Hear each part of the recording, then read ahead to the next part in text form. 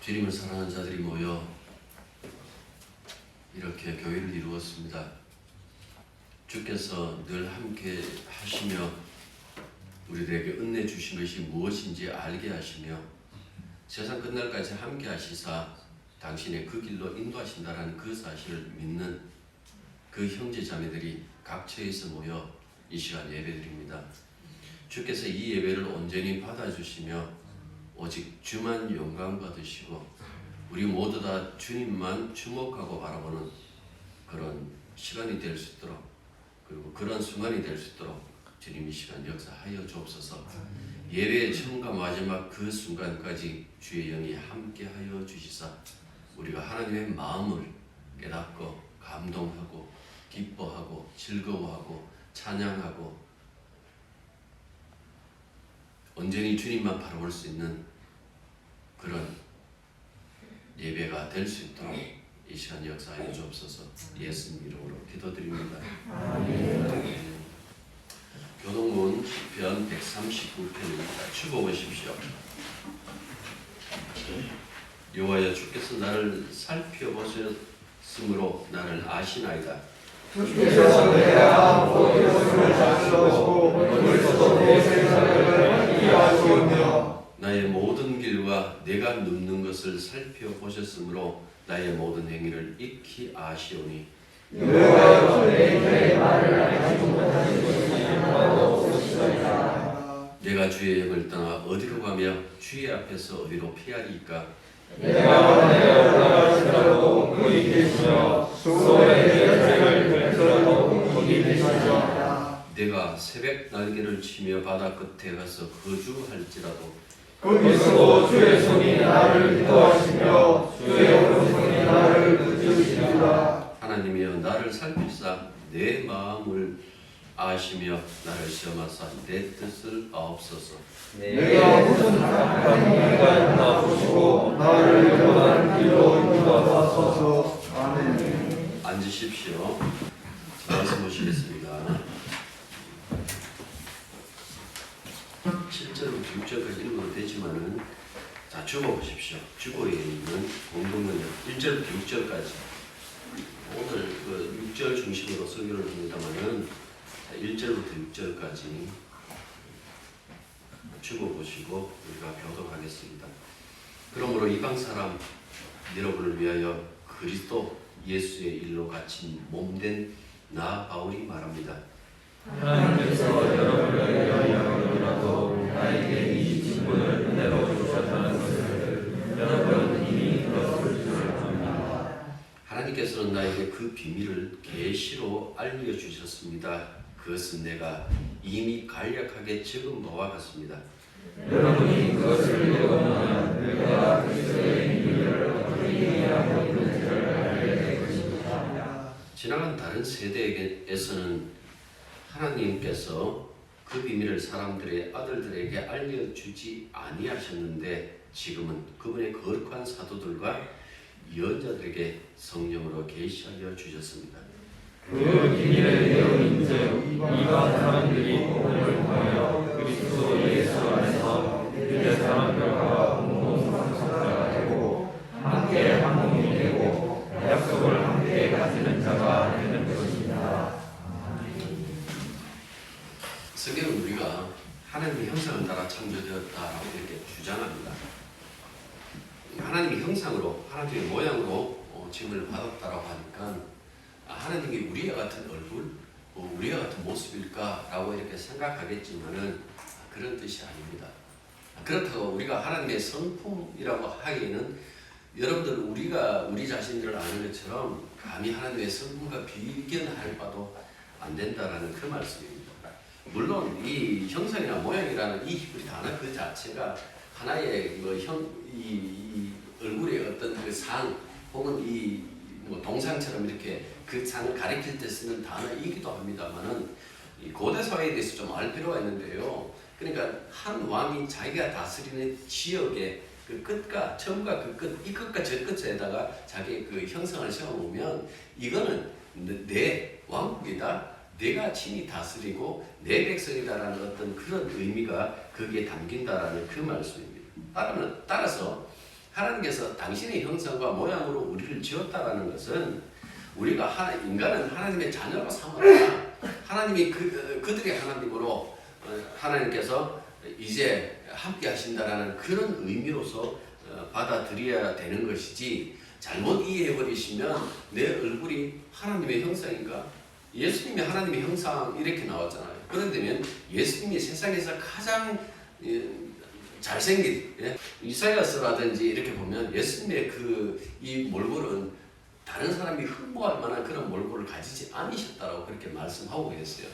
그러니까 형상이다, 모양이다라고 했을 때에 이것을 내 모습 혹은 내 성격, 나의 성품 이렇게 생각할 것이 아니라, 하나님께서 당신과 교제하기 위하여 인간을 창조하셨구나 라고 이렇게 받아들이시면 된다라는 그 말씀입니다. 동물과 인간의 차이가 어디 있나요? 성경에 보면 육체성에는 없어요. 그러니까 웃기는 이야기로 이제 6일 동창생이잖아요. 6번째 날 동창생인데 동물들도 흙으로 창조되고 인간도 흙으로 창조된다고요. 그리고 거기서 호흡을 불어넣는 것도 단지 보면 짐승들한테도 그 생명이 가요. 하나님께서 인간들에게 생명을 불어 넣으셨다라는 그런 의미이기 때문에 이 차이점은 동물과 인간의 차이점은 육체성에 있는 것이 아니라 하나님의 형상대로 지음을 받았느냐, 지음을 받지 않느냐에 따라서 달라진다라는 그 말씀입니다. 그래서 동물들은 하나님 앞에 경배하진 않아요. 우리처럼 찬양 안 해요.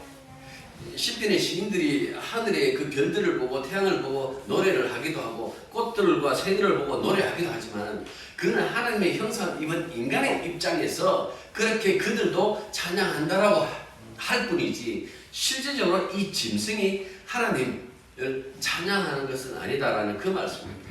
하나님과 교제하고 하나님과 함께 하기 위해서 창조된 것은 오직 인간밖에 없습니다. 그것을 가지고 하나님의 형상이라고 이렇게 말씀하는 거예요. 그렇기 때문에 하나님의 형상대로 창조된 이 인간이 하나님과의 그 관계가 굉장히 중요하겠죠. 그 하나님의 사랑 안에서 하나님의 은총 속에서 살아가고 하나님께 모든 영광을 돌리는 데 있죠. 이 목적 때문에 사실은 인간은 사는 거예요. 왜 사느냐고 이렇게 물으면요, 그 인간의 그 목적은 오직 하나님 앞에 영광 돌리고 그분의 그 사랑을 세상에 드러내기 위해서 살아간다라고 그렇게 말씀해야 된다라는 그 말씀이에요. 자, 이 부분은 창조할 때 우리라고 이렇게 얘기를 하잖아요. 그러니까 우리라고 했을 때에 하나의 그 어전을 이렇게 생각하시면 되는 거예요. 그러니까 하나님의 보좌에 하나님이 앉아 계시고 그 천군 천사들이 있는 그 가운데서 그 모든 그 천군과 천사들이 하나님을 경배하고 그 관계 속에서 하나님의 사랑을 받고 있는 것처럼 우리라고 했을 때에 그 우리도 역시 마찬가지다라는 말씀이에요. 이런 관계 속에 들어올 수 있는 그런 인간을 만들자 하고 인간을 창조해요. 창세기 1장 26절 27절 보면 인간을 창조할 때에 그냥 한 인간을 창조, 2장에서는 좀 더 이제 상세하게 인간 창조의 과정을 설명하기 위하여 남자가 먼저 아담이 먼저 창조되고 그 다음에 그 아담 안에서 하와가 여자가 태어난다라는 그 이야기를 하고 있지만은 창세기 1장에서 개괄적으로 이렇게 얘기를 해요. 하나님이 인간을 창조하셨는데 남자와 여자로 창조하셨다라고 이렇게 얘기를 해요. 그러니까 남자와 여자로 창조하셨다라는 것이 하나님 문맥의 이 단위죠. 서로 교제할 수밖에 없는, 관계 맺을 수밖에 없는 그 단위로 창조했다라는 그 말씀입니다. 그래서 이 먼저 지음 받은 이 남자가 자기보다 약간 그 나중에 지음 받는 그 여자를 향해서 세 번역으로 제가 이야기를 여러분들이 읽어드리면 좀 더 그가 어떤 마음으로 여자를 받아들인가라는 것이 잘 드러나요. 이렇게 얘기를 해요. 이제야 나타났구나 이 사람. 뼈도 나의 뼈, 살도 나의 살. 남자에게서 나왔으니 여자라고 부를 것이다. 그 여자를 향해서 어떤 마음을 가지고 있는가라는 것이 이렇게 나와요. 근데 이것은 아담하고 하와의 관계로만 보는 것이 아니라 나중에 계시록 가면요, 주님과 우리 그 신랑과 신부의 자리에 이렇게 만나는데, 교회가 만나는데요, 이 사이의 사랑이 얼마나 극진한지, 어떻게 이 신부를 사랑하는지 그것이 고스란히 다 나타나요. 그러니까 얼마만큼 중요하다는 그 사실을 앞서서 이렇게 보여주죠. 여기에 바로 이 말씀 덧붙여가지고 이렇게 얘기를 해요. 그러므로 남자는 아버지와 어머니를 떠나 아내와 결합하여 한 몸을 이루는 것이다. 생각해 보십시오. 그러니까 이 두 몸이 아니라 한 몸, 한 몸에서 나와서 갈라져 있지만은 여전히 한 몸이라는 그 사실을 보여줘요. 이거는 장차 예수 안에서 교회가 창조되고 나오잖아요. 그러니까 교회와 예수가 하나 될 수밖에 없고 어떻게 이 관계를 맺을 수밖에 없다는 그 사실을 바로 앞서서 인간의 창조를 통해서 보여주는 거예요. 장차 하나님께서 인간을 자기 백성, 자기 자녀로 삼을 때에 이렇게 하나 되는 관계, 사랑하는 그 관계 속에서 인간과 함께하는 것이다 라는 그 말씀을 보여주는 것이죠. 그런데 문제가 발생하죠. 하나님의 형상으로 인간이 먹지 말라라고 하셨던 하나님의 명령을 어기고 선악과를 따먹잖아. 선악과를 따먹은 그 행위는 단순히 먹지 말라는 것을 따먹었다는 것이 아니라 하나님 지혜의 통치에 반역하는 그 행위예요. 뭐라고 얘기를 합니까? 한번 따먹어보지 그 얘기를 안 했어요. 너도 하나님처럼 된다라고 얘기를 했잖아요. 그러니까 하나님의 형상으로 지음받았다면 하나님과 교제하는 것이 인간으로서는 최선의 삶이고 행복한 삶이에요. 너도 하나님처럼 된다라는 것은 지가 하나님이 되어버리면 하나님과의 그 교제를 더 이상 연결하지 않겠다는 어떤 그런 의미가 되는 거예요. 그래서 이것이 왜 그렇게 큰 죄인가라고 했을 때에 바로 이 부분을 성경은 항상 들고 있다는 그 말씀입니다. 너는 하나님과의 사랑의 관계를 맺을 수 없기 때문에 에덴에서 쫓겨나 그 동쪽으로 가는 인간의 그 모습, 이걸 다르게 보면 하나님의 형상의 상실 이렇게 보면 되는 거예요. 더 이상 하나님과 교제할 수 없는, 이게 인간의 죄예요. 이 불순종이 죄가 되어서 인류의 그 역사가 끝날 때까지, 최후의 심판될 때까지 그 징벌에서 벗어날 수 없다라는 그 말씀이에요. 현 인류의 어떤 여러분들 분열, 이 하나님의 형상을 상실했기 때문에 일어나는 현상이에요. 여러분들 미국 지금 대선 보시면서 어떤 생각 드십니까? 야, 미국이 저럴 줄 몰랐다라고 생각하셨습니까? 인간의 역사는 어느 나라든 다르지 않다라는 그 사실을 보여주는 거예요. 우리나라가 촛불 든 사람들, 태극기 든 사람들의 어떤 그 심각한 어떤 그 분열상이 드러나는 것처럼 미국 역시 마찬가지예요. 이게 공화당이냐 민주당이냐는 그 문제뿐만 아니라 그 안에서 이 백인들과 흑인들을 중심으로 하는 어떤 이민족, 흑인들이 또 보면 동양인들 그게 안 좋아해요. 예, 무시한다고요. 그러니까 인종 간의 어떤 그 갈등들, 왜 이런 분열상들이 일어날까라고 했을 때에 성경에 나온 오직 한 가지밖에 없습니다. 인간을 교육 안 시켜서 안 해요. 우리는 못 배워서 그러면 서로 반대하고 있습니까? 그게 아니라고요. 왜 그런가라고 했을 때 하나님의 형상이 깨지기 때문에 그런 거예요.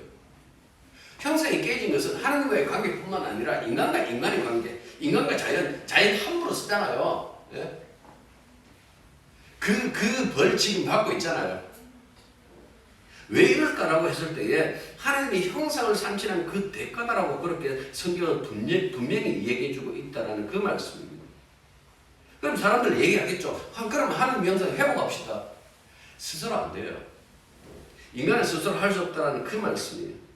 이거는 하나님의 형상을 수여하신 분이 관여해야만 되는데 인간 스스로는 그것을 회복할 수 없습니다. 그래서 다시 한번 인간이 새로운 피조물이 될 수만 있다면 하나님의 형상이 회복될 수 있겠죠.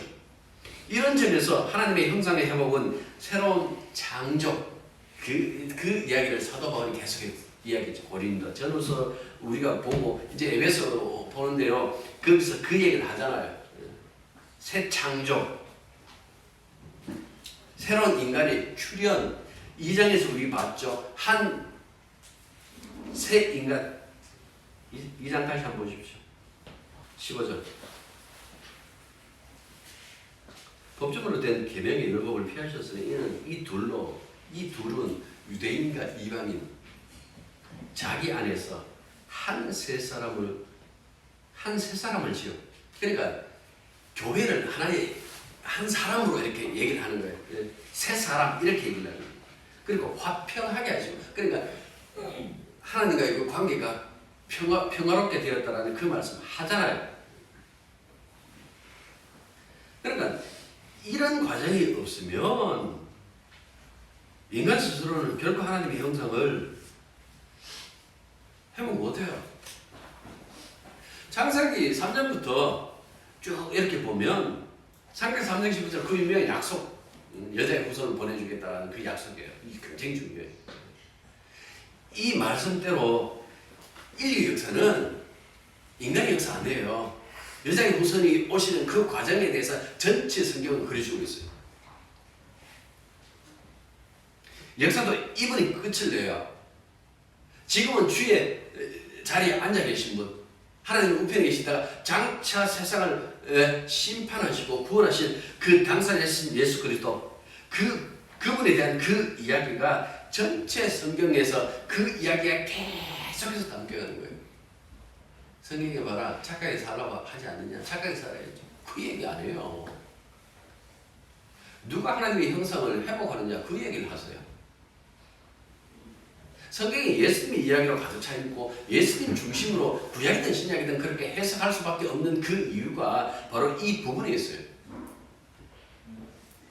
이 부분만이 우리를 새로운 인간으로 창조할 수 있으며 이 부분만이 우리를 하나님의 형상으로 회복시켜 줄 수 있기 때문에 그렇다라는 그 말씀입니다. 성령 받은 사람을 새로운 피조물 이렇게 얘기를 하잖아요. 새로운 피조물이라는 그 의미 안에 무엇이 담겨져 있나니까 이제 너희는 하나님의 형상을 회복한 자들이라. 그래서 여러분들 기도할 때 어떻게 기도해요? 하나님 향해서 아버지 하잖아요. 예수를 모를 때 하나님 향해서 아버지 그러셨나요? 내가 하나님을 향해서 아빠 아버지라고 하는 그 순간이 바로 그리스도 안에서 하나님의 형상이 회복됐기 때문에 가능하다라는 그 사실을 아시나요? 구원이 별인 줄 아십니까? 구원받으면 우리가 땅에 발딛지 않고 하늘에 날아다니고 내가 하는 모든 일들이 다 잘 되고 나는 병이 안 걸리고 그런 줄 아십니까? 아니에요. 하나님의 형상을 회복시켜주는 거예요. 우리가 하나님 향해서 아버지라고 할 수 있는 그 자리에 갔다라는 그 사실이 얼마나 소중한지 모르는 거예요. 사람들은 이 사실에 대한 감격이 없어요. 뭔가 예수 믿으면 내 손에 뭔가 쥐어지는 줄 알고 있어요. 그 손에 쥐는 것 가지고 이게 예수 믿는 어떤 즐거움이다라고 생각하시는 천만의 말씀입니다.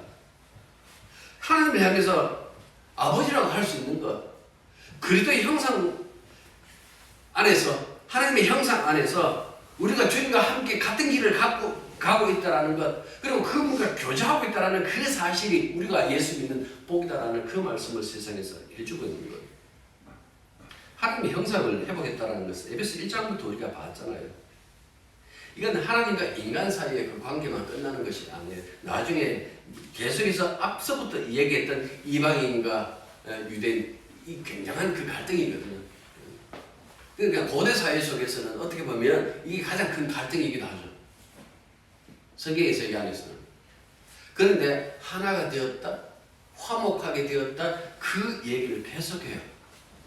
하나님과의 관계만 중요한 것이 아니라 이미 사람과 사람 사이의 그 모든 관계도 이 관계를 통해서 회복되었다라는 그 얘기를 해요.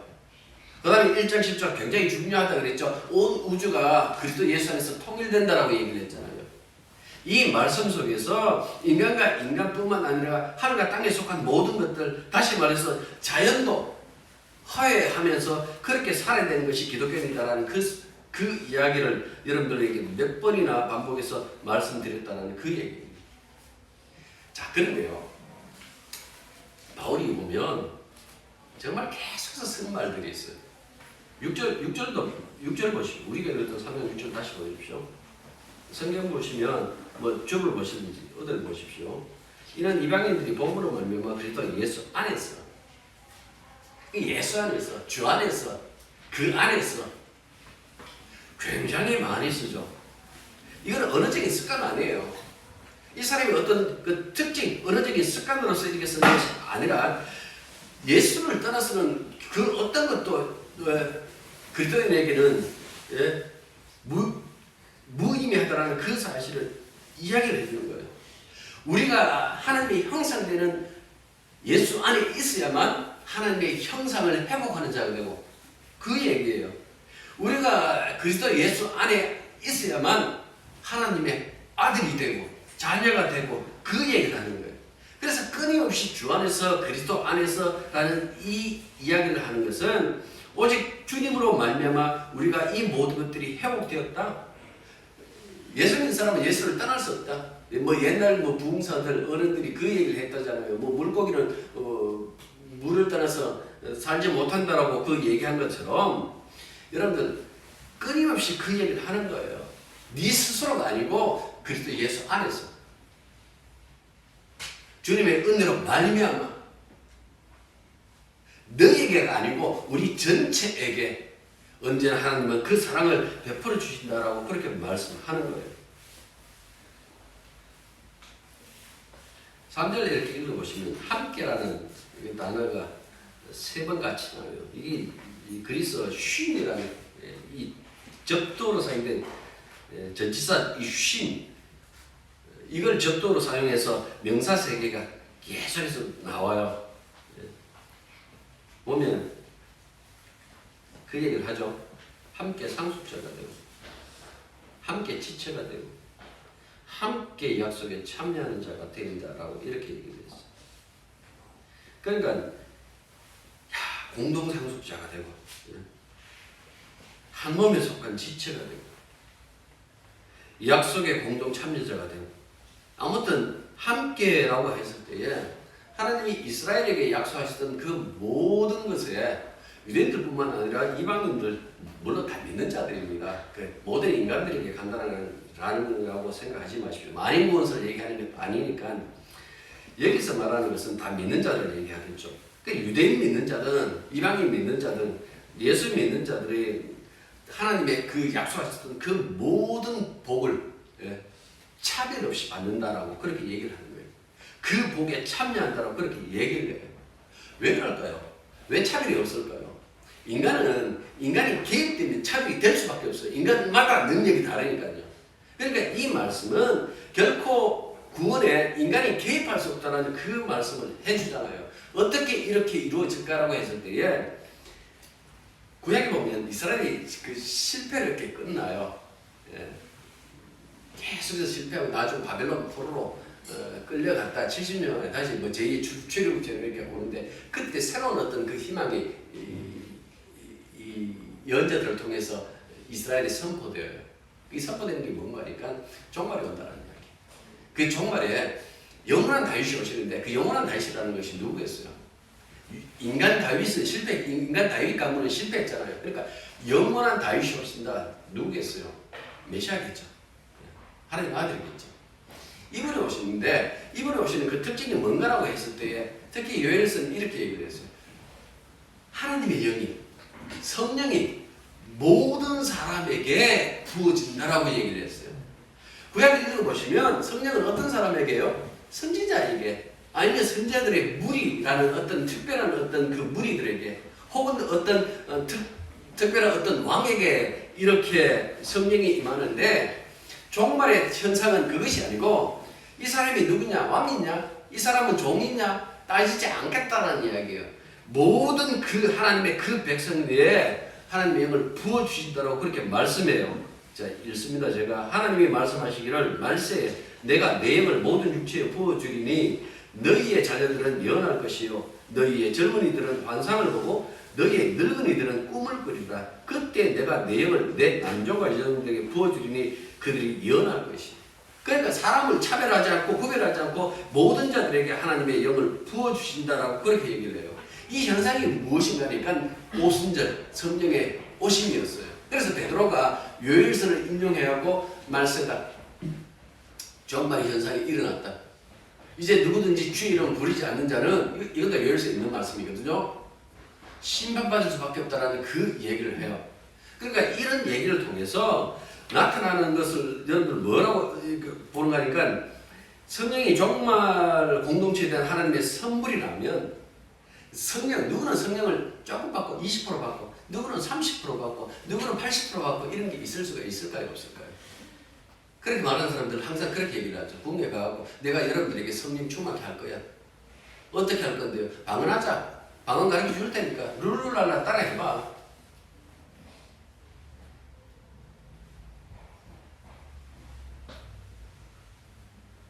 구원에 인간이 참여 못합니다. 인간의 힘이, 인간의 능력이 참여되지 않는다라는 그 말씀이에요. 하나님이 부어요. 하나님이 하나님 백성을 하나님 백성답게 만드는 그 능력으로 성령을 부으신다라는 그 말씀. 이게 구약에 나와요. 이사야 32장, 에스겔서 11장, 36장, 37장 그 마른피의 얘기 37장에 보면 그 나오잖아요. 36장 새 언약 이야기. 그 언약 속에서 하나님이 하신다라는 그 말씀이에요. 도대체 예수 믿으면 성령이 충만하면 어떤 현상이 일어날까? 어떤 현상이 일어나야 됩니까? 방언을 해야 됩니까? 예언을 해야 됩니까? 아니면 사람이 붕붕 날아야 될까요? 그냥 정상적으로 예수님을 향해서 주님이라고 그렇게 말하는 사람, 그게 여러분들 그렇게 그 사랑으로 인격으로 예수님을 향해서 주님이라고 하는 이 주님이라는 이 말이 쉽게 나오는 소리 같아요? 바울은 그 얘기를 해요. 누구든지 성령이 아니고서는 예수를 주라고 할 수 없다고 말씀하셨더라고요. 성령이 오시는데 나는 니한테 조금만 갈 거야. 한 달이면 걸칠 거야. 성령이 인간입니까? 한 달이면 걸치게? 성령이 오셨다라는 그 자체가 충분해요. 네. 베드로가 그 2장에서 그 유대계 이제 이 그리스도인들에게 성령이 임했죠. 오순절 성령이 임했잖아요. 이 사람들도 알고 있었어요. 이방인들도 결국 구원에 참여한다는 거예요. 그런데 어떻게 알고 있었는가 하니까 구약의 선지자들도 이렇게 알았어요. 아, 이 사람들이 다 유대교로 개종해갖고 아마 구원된다라고 생각했는데 그게 깨져버려요. 고넬료 이야기, 로마의 그 백부장 이야기. 그러니까 이방인들에게 세례를 줬다는 그 이야기가 예루살렘 교회가 말하다 뒤집어져요. 그래갖고 막 항의를 합니다. 베드로 보고 어떻게 이방인들에게 그렇게 네 마음대로 세례를 주느냐라고 했을 때 그 베드로가 이런 얘기를 해요. 한번 들어보십시오. 내가 말을 하기 시작하니 성령이 처음에 우리에게 내리시던 것과 같이 그들에게도 내리셨습니다. 그러므로 하나님께서는 우리 주 예수 그리스도를 믿을 때에 우리에게 주신 것과 같은 선물, 성령의 선물이에요. 선물을 그들에게 주셨는데 내가 누구이기에 감히 하나님을 거역할 수 있겠습니까? 라고 이렇게 얘기를 했어요. 그건 내가 하는 일이 아니고 하나님이 하셨다라고 그렇게 얘기를 합니다. 그래 보십시오. 여러분들 이 말씀 속에서 나온 것처럼 이방인의 사도로 세움을 받은 이 바울은 그리스도인이 된 이 유대인들과 이방인들 모두 한 성령으로 한 몸이 되었다. 그 얘기 굉장히 많이 해요. 차별 두지 않는다라는 이야기예요. 너희들 다 하나님의 은혜로 구원받지 않느냐라는 이야기예요. 핏줄이 너를 구원해 줄 줄 아느냐? 네 아버지가 너 아버지가 목사라고 네가 그냥 구원 받을 줄 아느냐? 쉽게 말하면 그 얘기예요.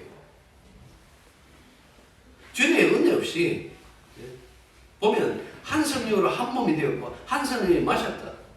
그러니까 교회가 그리스도의 몸인데요. 한 몸이잖아요. 한 몸이 된 것도 성령으로 인해서 다 같이 한 성령을 마셨기 때문에 누구나 차등되지 않는, 그러나 서로의 그 일은 구별되는, 그 역할은 구별되지만은 그 누구도 차별하지 않는 하나님의 그 사랑 속에 있다라는 그 이야기를 해요. 이게 고린도서 12장에서 하죠.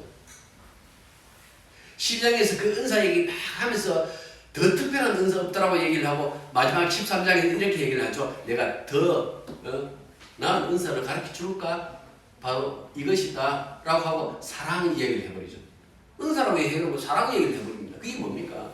중요한 것은 네가 어느 역할을 맡았냐는 것이 중요한 것이 아니다.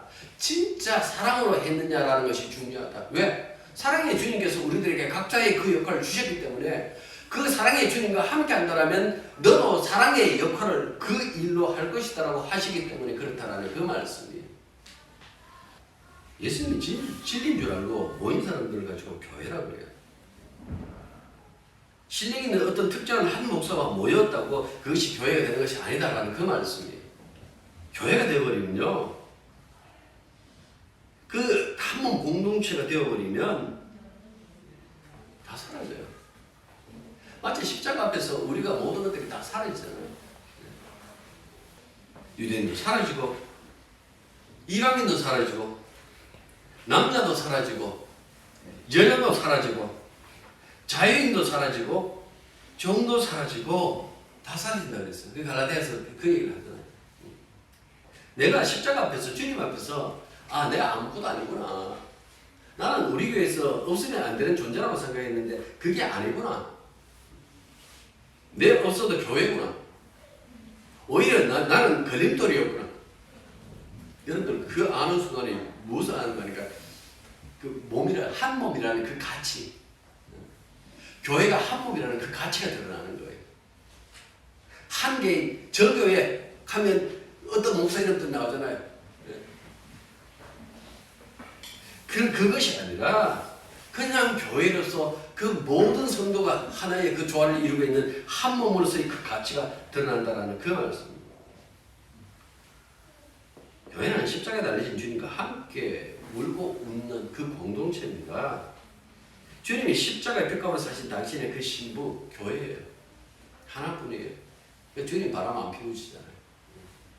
그때 한 몸 그랬을 때 그 하나는요, 당신의 피로 말미암아, 앞서도 우리가 그 보혈, 그 피 이야기 나왔잖아요. 그리스도의 피로 말미암아 하나 되었고, 그의 피로 씻긴 흠없고 티 없는 아름다운 그 신부,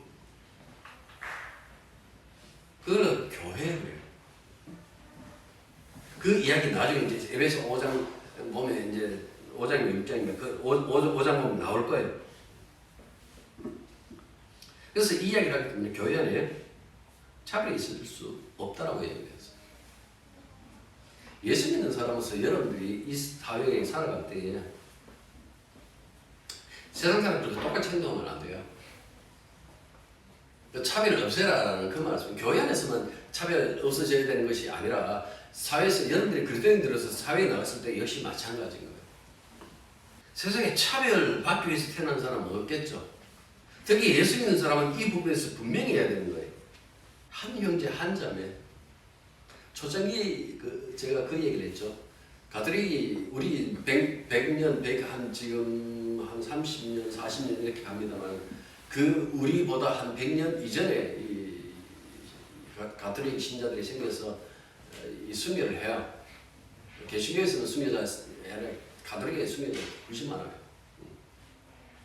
근데 도대체 그때 보면 생각보다 여성들이 많았어요. 왜 여성들이 많을까 가만히 생각해 보십시오. 남자 차별이 많은 그 시절이었잖아요. 조선말기. 그 시기에 뭐라고 얘기를 했는가 하니까 다 같은 자녀입니다. 하나님은 누구도 차별하지 않습니다라고 얘기를 했어요. 이때까지 차별받던 그 여성들이 그 말에 다 넘어간 거예요. 그게 맞는 말씀이죠. 하나님은 차별하지 않습니다.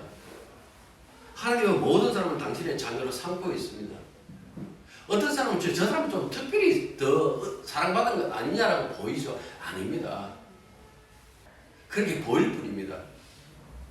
날 사랑 안 하실까요? 안 해요. 성경에서 끊임없이 그 얘기를 합니다. 뭐라고 얘기를 하는 거니까 약한 것을 더 사랑하신다 그랬어요. 예수님도 그 얘기를 하잖아요. 젖먹이 어린아이 입술에서 이 시편 8편의 그 말씀을 인용해서 그렇게 얘기를 해요. 너희들처럼 그렇게 잘난 인간들아 잘 들어라.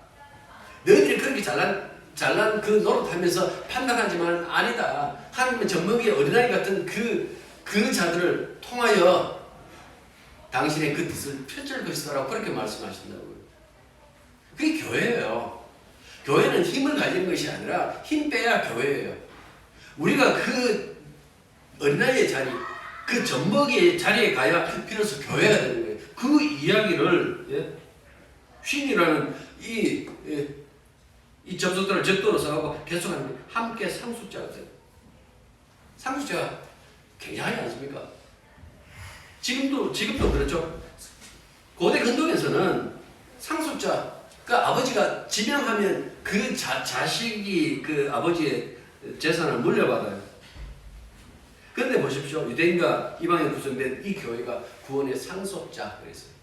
함께 상속받는다 그랬어요. 여러분들 늘 옛날에 이런 얘기 우스갯소리 많이 했잖아요. 왜 우리 어렸을 때니까 그때는 이제 그 삼성가의 초창기 이제 창업주가 이병철 씨인데요.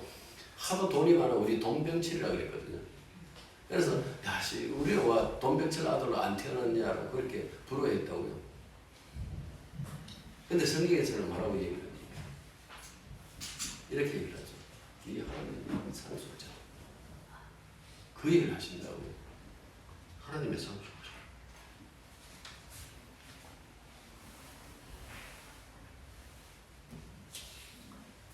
큰 아들에게 줄까? 작은 아들에게 줄까? 세상이 그렇게 얘기를 하는데 여기서는 뭐라고 얘기를 합니까? 공동상속자. 모두에게 다 하나님께서 다 주신다.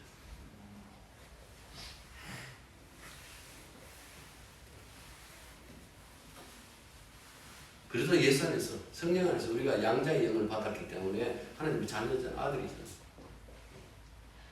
상속자예요. 그게 교회라고요.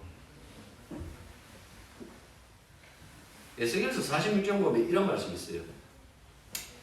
나 주 하나님이 말한다. 만일 왕이 자신의 아들 가운데서 어떤 아들에게 유산을 떼어서 선물로 주면 그것은 아들의 재산이 된다. 이런 것은 유산으로서 아들의 재산이 된다. 왕의 유산은 그의 아들의 것으로 오직 그들의 차지가 되어야 한다. 왜 이 말씀하셨을까? 교회가 아들이에요. 우리 아들이 유산 받는 거예요. 아들이라는 것은 이게 남성, 여성 그 아들이 아니라는 거죠. 상속자. 그러니까 교회가 공동 상속자예요. 그 다음에 보면 두 번째 뭐랍니까? 함께 지체가 되고 누구예요? 예수님의 지체. 예수님의 몸, 그리스도의 지체가 된다고 그렇게 얘기해요. 그러니까 함께 서로 이 단어를 또 성경에 보면 엄청나게 많이 쓰죠. 그 맹구하니까 하나님께서 당신의 자녀를 차별 없이 사랑하신다는 그 의미로서요. 그래서 교회는 앞서도 얘기했지만 차등이 하면 안 된다. 덜 명예롭다고, 볼품이 없다고, 모자란다고, 뒷전으로 따돌리는 그런 이런 교회에서 일어나면 안 된다. 그 야고보서 보십시오. 인간도 아니다 그랬잖아요. 왜 가난한 자들이 왔을 때 너희들이 그 형제를 받아들이지 않느냐고 야고보 보면 막 그냥 막 야단친다고. 그러고 어떻게 교회라고 할 수 있냐고 그렇게 얘기를 한다고요. 그러니까 볼품 없는 자를 업신여기지 말라는 그 말씀, 그 이야기 속에서 함께 지체가 됐다는 거 굉장히 소중히 얘기되는 거예요. 아브리카 원로세 시인 서구에 방문했을 때 누군가가 그 사람들에게 물었어요. 밤이 끝나고 낮이 시작되는 때는 어떻게 하십니까? 당신들은 시계도 없는데 라고 그렇게 얘기를 했을 때 첫 번째 사람이 얘기를 합니다.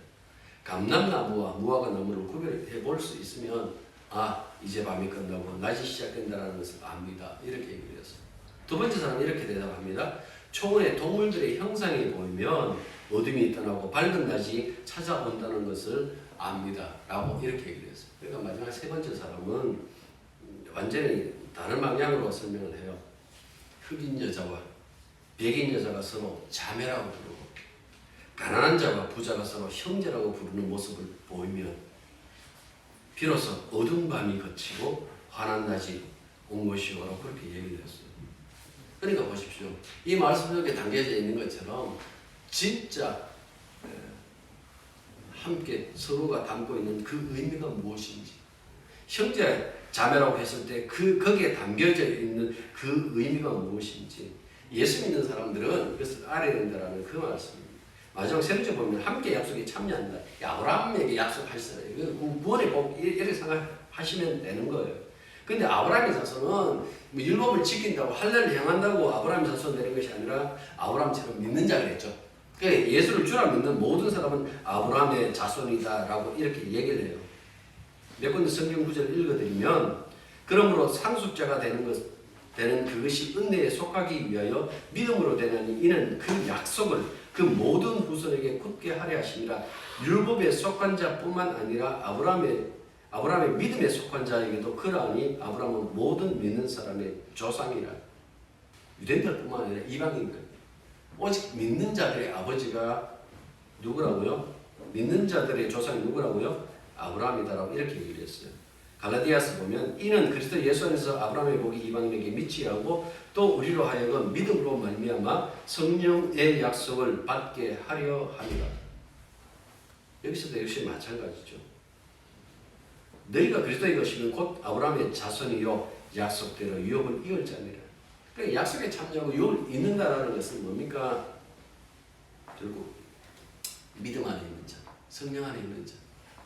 그 은혜가 바로 교회다.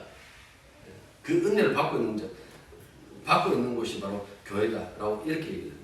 따라서 우리는 교회로서 교회 안에서 모든 차별이 사라졌다는 그 사실 아셔야 됩니다. 그래서 생각하십시오. 내가 어떻게 하면 하나님의 은혜를 드러낼까?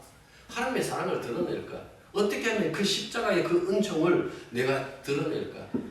내가 사라지면 내 안에 있는 것만 드러나겠죠. 그러니까 우리 안에 있는 교회 안에서 어떤 교회라는 어떤 여기에서 오직 하나님이 은혜를 주신 것들, 하나님께서 나타나신 그 사랑, 그리고 십자가의 그 은총만 드러낸다면 오히려 그것을 더 기뻐하지 않을까요? 사람들에게 칭찬받으면 뭐해요? 돌아서면 욕할 건데. 거기에 관심 두지 마시고 어떻게 하면 나를 사라지게 할까? 어떻게 하면 내가 십자가의 그 은혜, 하나님의 그 사랑을 드러낼까?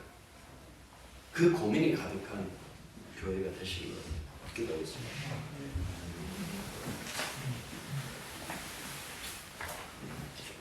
주님 베푸신 은혜와 사랑이 얼마나 큰지, 그 복이 얼마나 우리들에게 공평하게 주어졌는지, 그리고 그걸 수로 헤아릴 수 없을 만큼 큰 복인지 날마다 주 안에서